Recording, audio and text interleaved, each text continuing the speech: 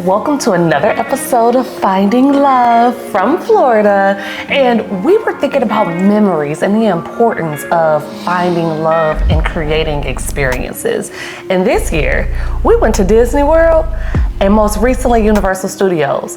And I want to know, which one do you think is better? Because we diving in.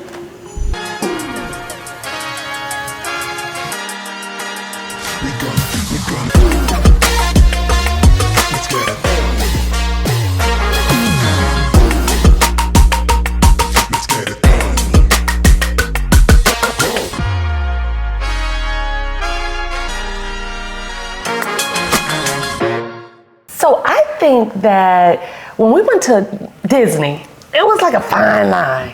Like the teenager was like, no, thank you. Yeah. The baby was like, we're Mickey. And then the what are they? What is the 5 and 6 year old age? Are they little adolescents? Whatever they are. They were kind of into it, but over it very quickly. Mm-hmm. But Universal was different. Oh yeah. Universal was real different. So run us through the itinerary, baby, because we did a lot. In 36 hours? Oh, as you have to. We got to get it all in.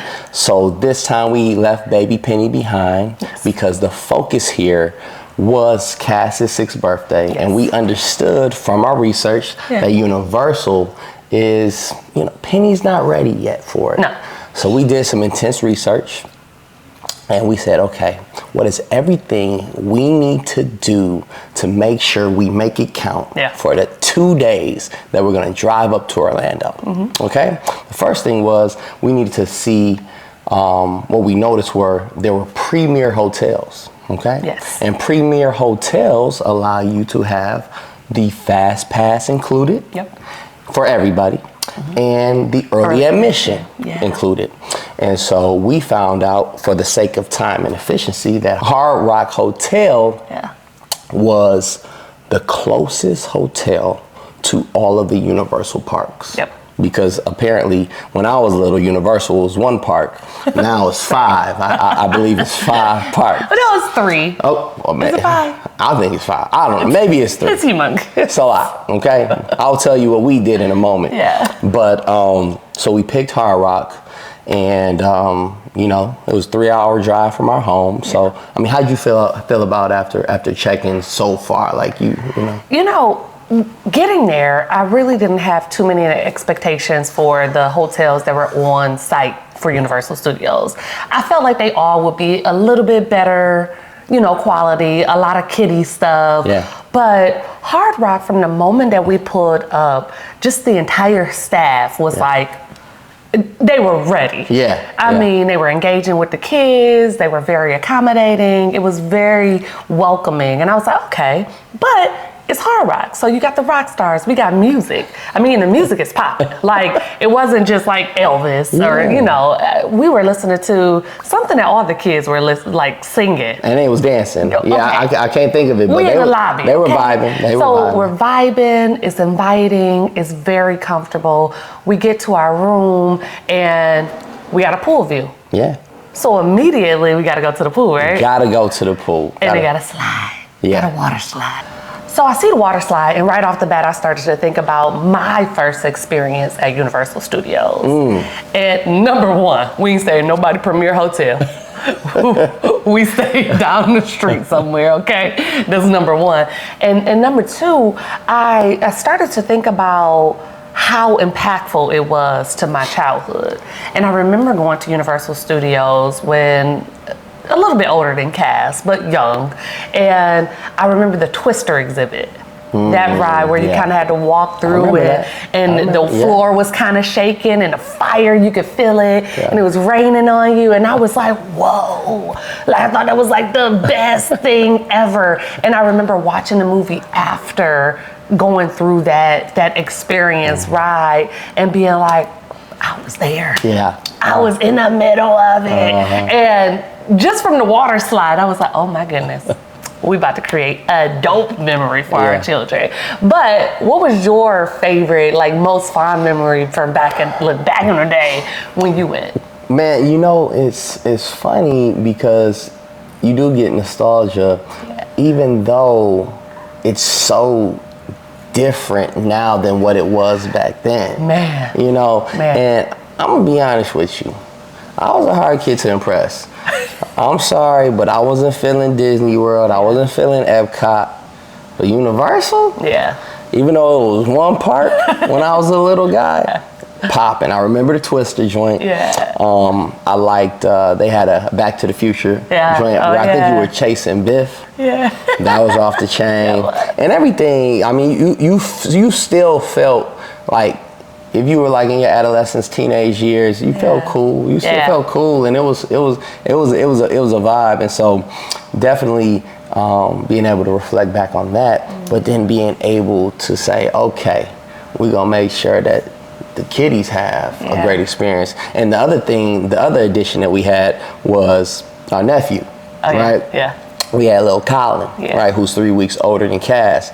So being able to have that memory for them, because I also feel like sometimes people take their kids to these parks a little too early, right? For sure. And I feel like, 6 is like a solid age, right?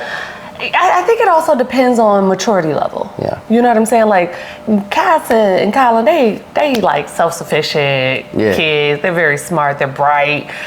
They're intuitive and curious. And all of those things go into this experience. Yeah. Because if your kid is like, you know, I need mommy and daddy still, they're not ready. Yeah. So going back to day one. Yes. Right? Yes. So we get there, we see the pool, we immediately got to hit the pool. Right? Yes, beeline. So, I mean, the kids got changed so fast. I said, well, did you have your swim trunks underneath your clothes? But we go to the pool. I'm sitting there, I'm getting the kids rubbed down with their sunscreen and everything. And you and Cam head over to get us some drinks. Poolside, right? What'd you get? Well, they hooked us up with a little couple complimentary drinks, and it wasn't like, you know, for real any caps on them. So I hooked us up with a couple little Palomas they had, and delicious. Cam got his signature milkshake. He said that was A1. And I picked up some food for us, right? Got a little Caesar salad, a little calamari, some of the wings. Of course, the kids, Colin and Cass, say they were not hungry. They just wanted to go swimming. But what happened when I brought that food over there? Scarfed it down. Smash. Smash. You said it's calamari? Let me see what that's like. Yep, me and you split a Caesar salad. For the most part. You know. But it was cool because, you know, they were just having a ball. And at first, they were a little hesitant on the slide. Right? We had to push them that way. And then after they got on the slide, it was like non-stop up, going up and down. Legit 20 to 30 times on that slide. No. Now it was a good time, man. We did that. They had activities for the kids going on outside of the pool, whether it was catching a water balloon contest, hula hoop. Hula hoop contest. And when we checked into the front desk, they also said that you could hear the music under the water. So I don't know. We didn't we didn't even try that, but the kids said, Cass and Colin said they heard it. You know, because Colin said he was doing a gritty underneath. He's Mr. Gritty. He's Mr. Gritty. So, but then, you know, we have to get this in, right? So this is day one. So we do the pool, hit the water slides, and we see all of the signs that say, hey, walkway to Universal Studios, this and other. And so then we start heading over to the City Walk, because the City Walk is like where all the restaurants are. The restaurants are on one side, and then on the other side are all the parks. And then we end up saying, okay, we're going to go miniature golfing, right? And while we're miniature golfing, you check out some food spots that we're going to hit on the way, right? I did. And so we ended up hitting pre-planning food. So we hit this miniature golf spot that was like, I would say it is definitely a premier miniature golf spot. They had 2 18 holes. One was a haunted and one was an alien invasion type. And so we were trying to decide, what are we gonna do today? So we ended up hitting the haunted 18 holes, and I was impressed. We had a good time. I loved it. I mean, it's interactive. Sometimes you might hit the ball, and a ghost or something starts to creep out at you. It was one part where they start spitting water at you. You know, I mean, just the theatrical, just characters in this hole was enough to keep you entertained. And then each hole got a little bit more, you know, aggressive. Like, okay, Yeah. It was like a couple par threes on a miniature golf. That's just not a thing, right? Yeah. So it was really cool. And that was what, Hollywood drive-in golf? Yeah, that was Hollywood. That was a good time. It was amazing. Yeah, and the kids loved it. And that's the main thing, right? So much so. Yeah. When it was time to go after our 18 holes, because our reservation was coming up, they said, we got to do the other side. Yeah, I was like, wow, 36 holes with 6-year-olds sounds insane. It's already hard enough to keep their attention. Exactly. So we went to a very weird introduction online is when you look at, what is this place called? It's Burgers and Sushi, but it's a Cowfish? Cowfish Burger and Sushi Bar was the name of this spot. And I'm just gonna be honest. Cam is a burger connoisseur, like a burger head. Yeah. And my wife is a sushi head. Okay, so it was like weird combination, but a perfect marriage for our family. Yeah. So we said, okay, let's go check this spot out. Yeah. And so what are we thinking about it? What are we thinking about? Cowfish Burger and Sushi Bar. Inside again is for the kids, right? Yeah. It's decorative. It's things they're looking at. It's a huge fish tank with a burger in it that they just thought was so cool. So it's perfect. It's all universal. Yeah. Like I said, everything is for the kids. But they had this thing called burgushi. Yes, it was something like that. It's like meat and sushi mixed together. And one of the rolls that we got was a filet mignon, basically on top of a sushi roll. Yeah. So that was their mix on burger and sushi, and it was. Okay, I have to say this: we have like some of the best sushi around the corner from our house. Yeah, that's right. True. That's true. So I'm always comparing everything to the freshness and quality of this sushi place. It wasn't there. Don't be going in there talking about I'm about to give me no 5-star roll. We're gonna keep it honest. However, it was tasty. It was solid. It was solid. Solid flavors. Very good quality, I thought, for this type of restaurant. Presentation was really good. And the staff, again, was friendly. Yeah. So I'm going with, if I had to go with presentation and atmosphere, I'm going to give it an 8.5 out of 10. It's definitely a must-see on City Walk. I was going to say a solid B. Okay. Solid B. 8 out of 10? Yep. It's a solid B.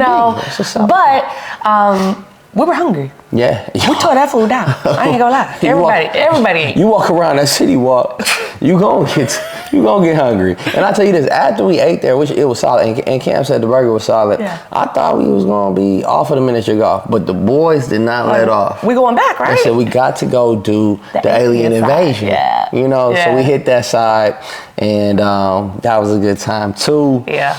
And then after that, it's this one spot they just kept pushing on the hotel TV. On the hotel TV, exactly, baby. Yeah. And they kept pushing the chocolate emporium, and it did look fire. I'm not gonna hold you up. It looked crazy. As a matter of fact, along the way of this episode, we had to show some of our stuff. So I'll probably let's show the dessert here. Oh my. Okay. But no, it was fire. We had some cookies and cream, milkshake, and some. Strawberry shortcake. And strawberry shortcake, yes. And I'll tell you something.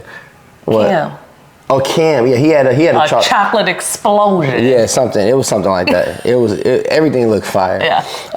And then that was to close out the night. But just keep in mind, even if you're going for dessert, everything is gonna at least $100 you to death. There's not gonna be a moment if you want to just go get some drinks for $100. Okay, miniature golf. It's just $100. Okay, that's just what it's gonna be. Yeah. So we just trying to give you the game, okay? Because all of the game was not given to us. No. Okay, and I would say the highlight as we closed out the evening was my nephew.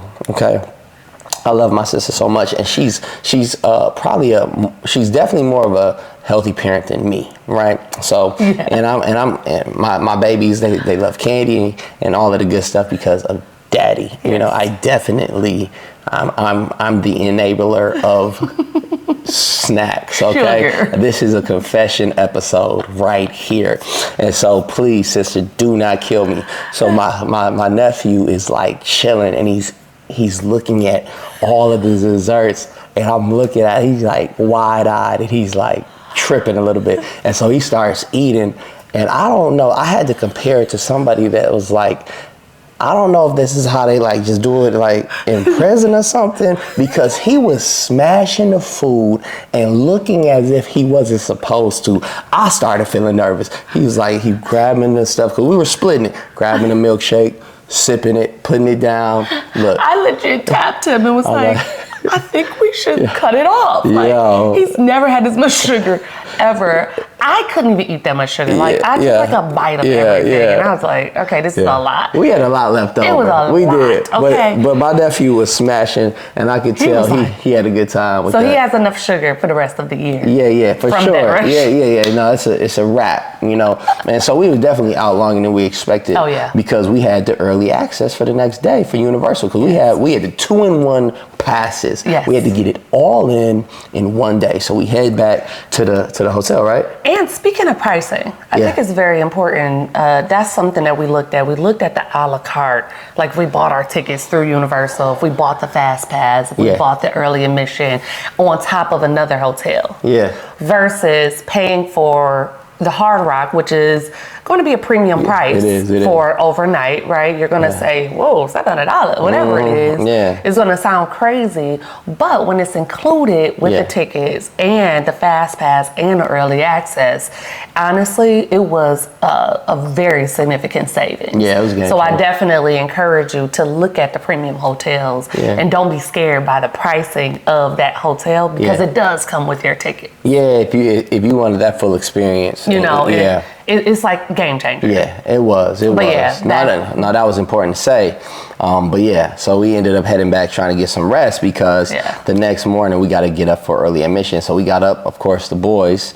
Any other day or a school day, it'd probably be impossible to get up. But for this, we are up and at 'em. So we head to Islands of Adventure, because that is the first one you can go to for early access, because you can get in at 8, but people start lining up at like 7:15. Oh, yeah. We got there about 7:30. And by 7:30, it was packed. It was full. It was full. I mean, the gates, the lines were long. It was crazy. Keep that in mind. It was crazy. But on our planning mission, you know, I kind of got it mapped out, which ones we're going to hit and all of this stuff. I didn't know that we couldn't get into Universal Studios early. That's right. I didn't either. You could only get into Islands of Adventure. And then I didn't know that it was only for certain rides. Okay? So these are some things that you have to pre-plan and know. So Islands of an Adventure, the early access was to the Harry Potter section, basically. That's basically all it was to. But they should have kind of told us that. They should have told us that. Because we could have took a beeline to like the Harry Potter section and try to get there faster than everybody. We could have woke up later. Yeah, we could have done that. Or the other option is say, let's just get up when we can. Yeah. You know? I mean, we probably would have woke up maybe an hour later, but still. But we could have, because honestly, we were scared by the Fast Pass from Walt Disney World, because it wasn't working that good. No. It was pretty solid. The Fast Pass was solid. It was game changer. Yeah, it was game changer. Like, I would not go to Universal without the Fast Pass, period. Yep. You be there all day. Yep. And you ride 4 rides. Yeah, so no, we definitely had, so of course stuff started opening up around 9. So we did hit some Harry Potter stuff. Yeah. Got them some wines, and we hit like one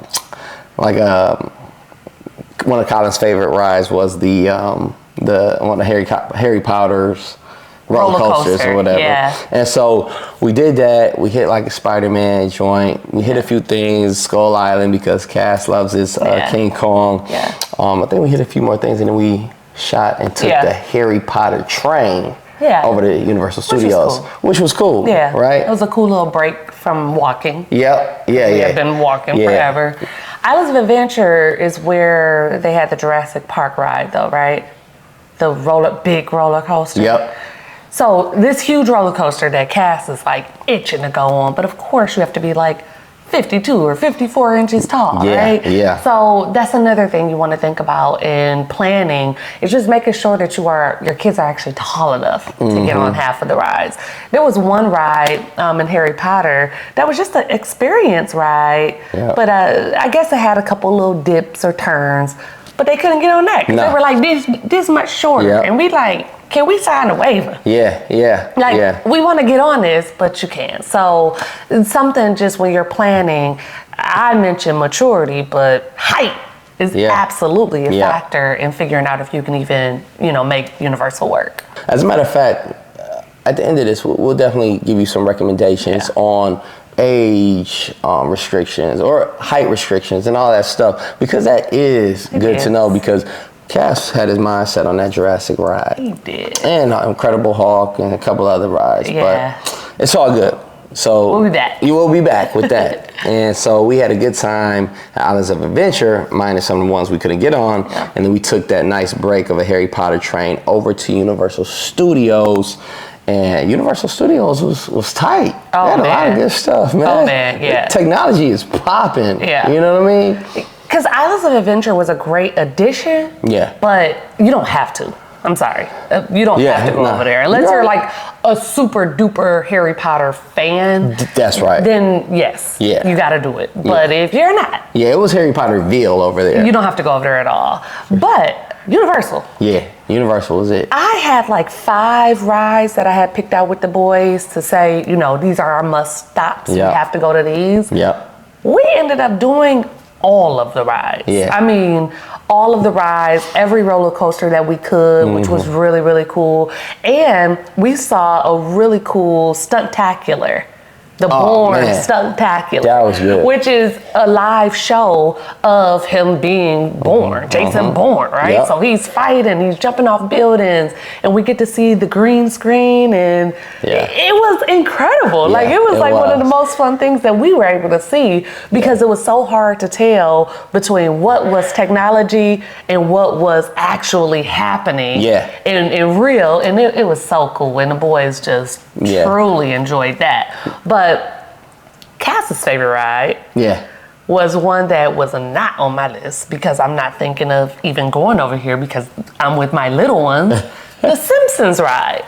Oh yeah, it was his favorite ride. Because it's an experience ride where you're riding through and it's 3D and it's all of this stuff, but it feels like a roller coaster. It does. I mean, you're jumping and dropping and twisting and turning, and so he got the best of both worlds with that. And like I said, The Simpsons was not on my list, because I'm like, my kids don't watch no Simpsons. But the Simpsons area was really, really kid friendly. They had like a whole little village over there. They did. It was actually very cool. So don't, be turned off like, my kids don't watch The Simpsons. It's definitely a ride to check out. No, man, they stepping up the technology. Everything was fire. We did a Jimmy Fallon's Race Through New York. That was so cool. We did and it's like everything apparently I think is like owned by like the NBC network or whatever, or Universal. NBC. So it's a lot of NBC stuff over there, right?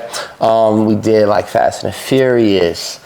We had a lunch break at a Minions Cafe, which was super cool. It was cool. It was the food was okay to me. I thought it was okay. I give it 7 out of 10. Okay. But for like the commitment to Minion Cafe, like the decoration and everything, and the people were super nice too, right? So like everything was like minioned out. I really like that steak and cheese sandwich. The steak and cheese was solid. It was solid. And the kids' macaroni, which is typically like nothing. It was creamy. I like the shells. It was kind of cool. Yeah, that was cool. The little minion tater tots, I didn't taste those, but they look so cute. That was cool for the kids. They like a tater tot? Yeah. Okay. It was cool, man. The salad was blah. The noodles, like the udon noodle situation was very blah. The chicken and noodles, though, had a good flavor. That was better. Had a really good flavor. But I will say Universal food was better than Disney food. Sorry. Absolutely. I don't even remember Disney food Just keeping it 100. Keeping it 100. Yeah. Okay. And so that was our lunch break. Oh man, I can't believe we're Team Universal. I'm saying, I didn't realize I was this much Team Universal. Yeah, for sure. And I'm a Disney character, Disney movie lover, but they just not it ain't hit. No. Universal, definitely has the edge. I'm just gonna keep it real. Especially for the range. Yeah. Like we had 6-year-olds, we had 18-year-old, and then we had our big age sales, right?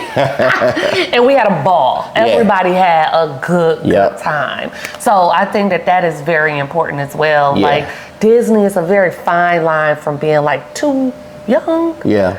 And definitely a fine line with being too old. And our 6-year-olds are already kind of teetering on the too old side, which is crazy. For the money grab. Yeah, like for the money grab, I'm gonna need you to remember this experience. And I'm not sure that they will remember Disney. No, I mean, they'll remember the house and everything that we did as a family, but I don't remember those rides. Yeah, no, I mean, Cass definitely asked could he stay 5 more days in Universal. He didn't give us that for the year before. No. Okay, so I mean they'll remember it, but I don't know if they're gonna have the full recommendation to go back. But look, that's our opinion. Yeah. And speaking of our opinion, I think it's fair for we mentioned Cass's favorite ride was The Simpsons. Yeah. Colin's was the Harry Potter roller coaster. Yes. What was Mommy's favorite ride? Oh, this is tough. If you've been listening and following and you know us, you know Cass is Spider-Man fan, right? Yes. And the Spider-Man experience ride was super cool. Like we actually, it had the funny jokes and sarcasm of Spider-Man as he's taking us through while he's fighting these bad guys that are trying to get you. And the ride is fun. There's some twists, some turns, some water splashing at you. I said, no, the bad guys was looking at me in my eyes. I was like, ooh, this is mine. Do yours do like this? Like the 3D glasses, they was right here on me. No. And I thought it was a really good experience, especially considering how much of the Spider-Man movies and just paraphernalia that we've consumed over the years. No, for sure. So one of my top ones. Yeah, and definitely the best one over Islands of Adventure for us. For sure. From what we could experience. Absolutely. Because we had the littles with us. Yeah. I would say, for sure, if I do a quick, like, sub option for the sake of a ride, I'll say I kind of like the Despicable Me joint where you could like shoot. Oh yeah. You could shoot the joint. You could shoot different like bad guys and stuff. And that was like one of the few. My stuff was broke. Okay, my stuff was broke. Her stuff was not. Everybody know I would have beat her. I'm sorry. I mean, the numbers don't lie. And it was like high score. I need a refund on that one particular game because my stuff was not working. Okay? Then what about that Men in Black? I won again. Again, when you sit in the back, sometimes I think her head was blocking me. I was trying to shoot around her head. Pew, shots fired at me. Okay. Oh, you shooting shots now. I'm just saying. But during the games, I was winning. Can I say my favorite part? Okay. All right, thank you. They're my favorite. All right, so she just hijacked my favorite part. Her favorite part is Spider-Man. Thank you. Pan the camera back to me. Thank you. The Born Spectacular. Oh, yeah. Wifey was talking about it. That joint was fire. It was. They got a whole curved screen. I forget, they said it's like over 100 yards, right? It's the size of a football field this way and 3 stories. Yeah. And so, no joke, it was a little hard to differentiate between the people that they were putting right in front of the screen and the people they were putting in the screen. So essentially, you could like have like 6 people there, 3 in the screen, 3 in front of the screen. Yeah. And you're like, okay, I see the 3 in front. Kind of. Yeah. And so it was crazy. Yeah.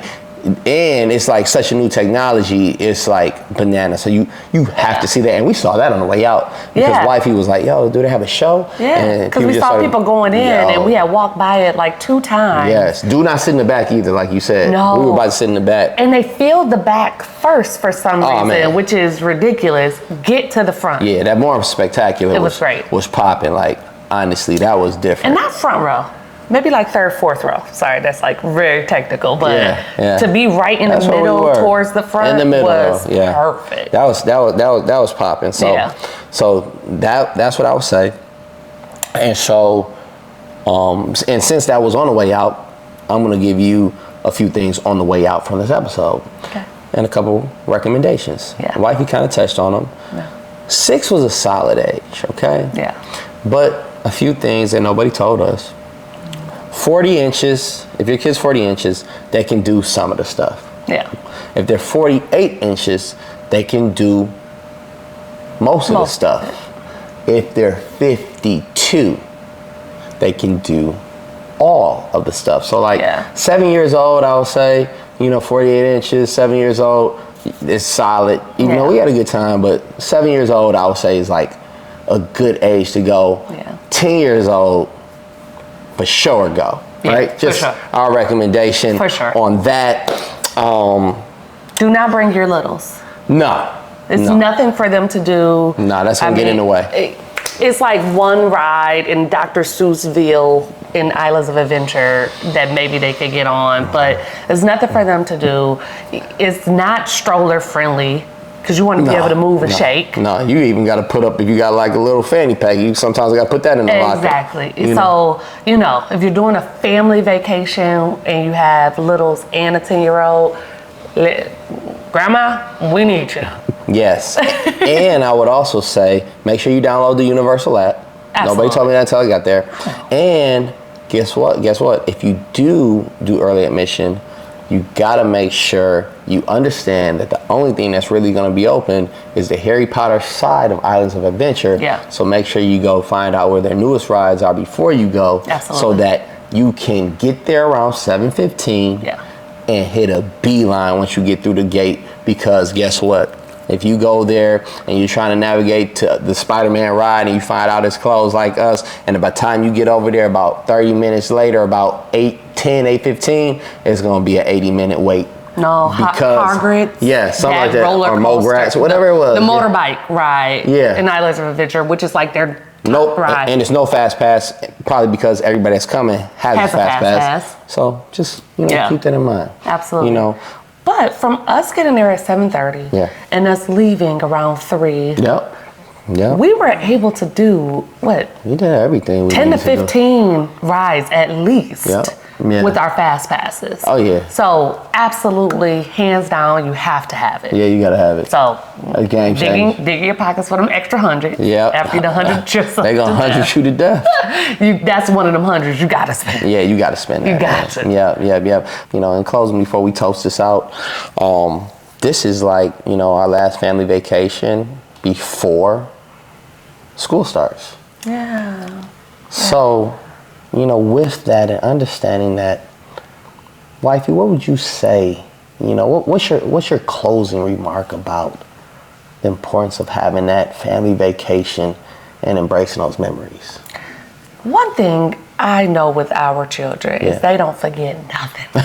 Okay? Good, bad, and different. They will bring it up in a day, in 10 years, in 5 days, whatever, and over and over and over.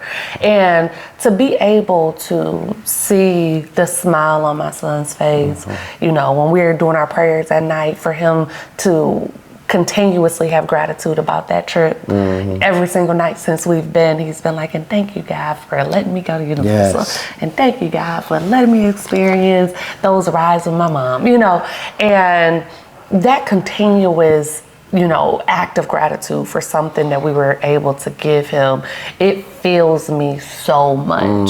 And now I know that I've also let him know that all of this costs money. Yeah. Money comes from working hard. Money comes from getting a good education, and all of those things. So I'm able to instill in him the value of our hard work and dedication that we put into everything in our lives.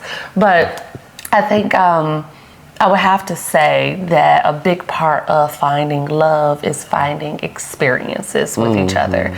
And the experience I got to have with my husband as well as the children was priceless. Yeah. It was priceless. Yeah, no, I mean, it's so much of what we're about is family. You know, we always say family first, and our little ones, they understand that that's the initiative behind Hendrix. Yeah. And even it makes me think of the phone call from Cam to Cass for his birthday, because our cool 18-year-old Cam, right, he's so cool, is like, do you even want to go to Universal? And he's like, let me speak to my brother.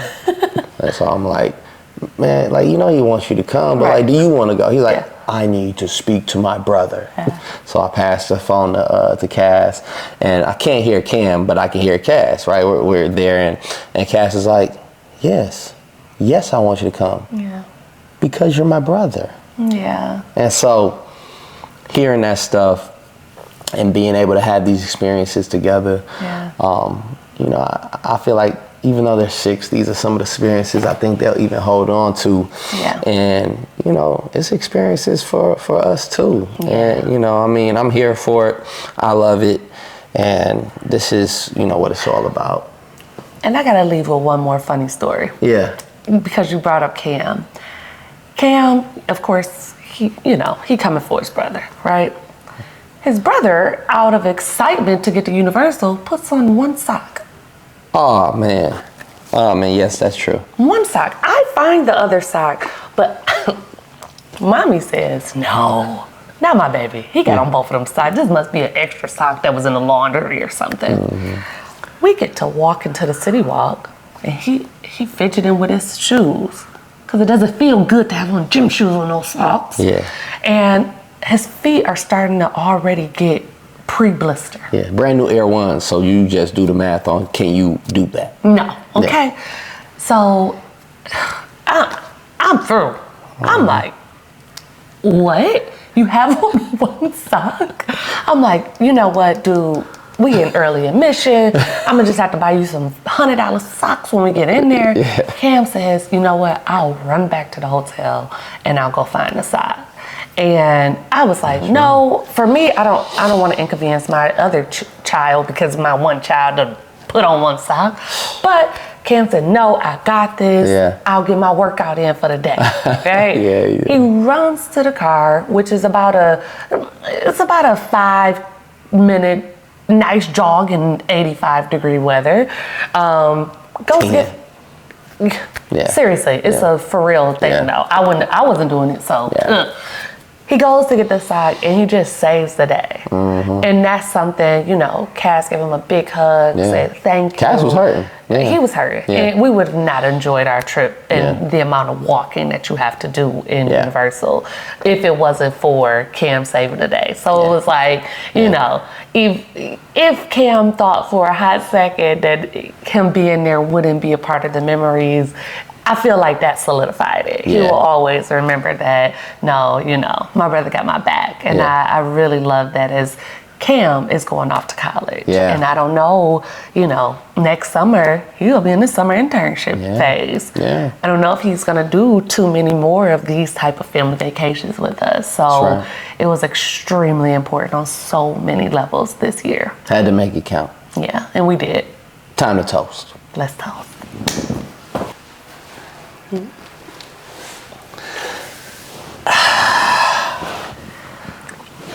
I want to toast to the entire Universal staff. I mean, from the time that we walked into Hard Rock, throughout the day at Universal, the Minions Cafe, everybody was just so welcoming, so inviting, and really made our experience overall great.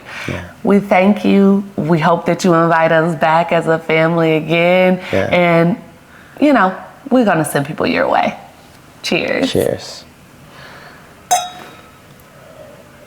Thank you so much for tuning in. It has been a journey of love, of understanding, of vulnerability, and we are just so appreciative that you have joined us for another episode of Finding Love. And we want to invite you into our Finding Love community. And one of the best ways to do that is clicking that subscribe button right down there. If you want to tune in with us more, kick it with us more, learn more about Finding Love, we definitely want you to follow us on all social media at I Am Finding Love. And I am Jenni L. Hendrix on all social media platforms. Jenni with an I, L. Hendrix with an IX. Hey, there you go, baby. And mine is Stephen Hendrix, #1. And also, for anybody's listening to us on one of these amazing podcast platforms, please rate, review, comment. We really appreciate you.